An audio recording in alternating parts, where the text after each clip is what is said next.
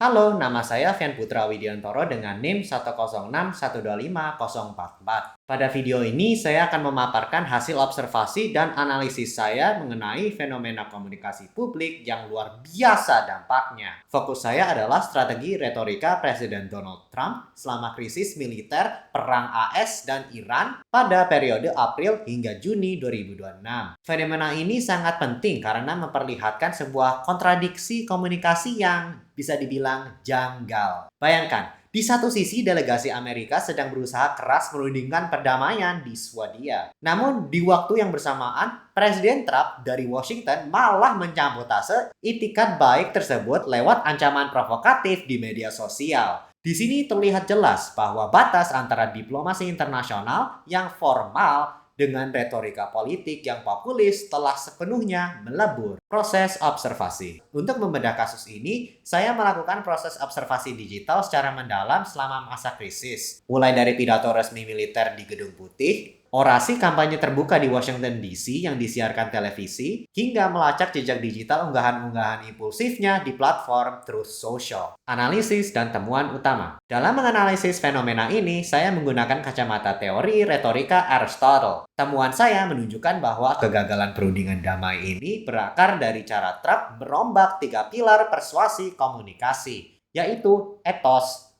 pathos, dan logos. Pertama, dari segi etos atau kredibilitas, Trump tidak mencoba tampil bijaksana atau diplomatis, ia malah sengaja memamerkan citra dominan dan agresif. Di mata warga domestik, gaya ini sangat disukai. Namun, di mata delegasi Iran, etos yang ekstrim ini justru menghancurkan rasa ketulusan dan niat baik dari Amerika. Akibatnya, pihak lawan merasa tidak percaya dan enggan bersepakat. Kedua, dari sisi pathos atau emosi, Trump sangat memanfaatkan ketakutan dan kemarahan. Lewat media sosial, ia memanipulasi emosi ini dengan sengaja, menggunakan huruf kapital penuh yang seolah-olah berfungsi seperti teriakan marah. Ketiga, soal logos atau logika. Argumen yang dipakai Trump tidak bersandar pada fakta yang rasional atau terstruktur. Retorikanya lebih berfungsi sebagai teror psikologis yang hanya membingungkan pihak asing. Selain itu, kita melihatnya dari 5 kanon retorika. Trump jelas merusak aspek gaya bahasa dan cara penyampaiannya. Ia membuang bahasa diplomasi, memilih bahasa vulgar, dan menyampaikannya secara instan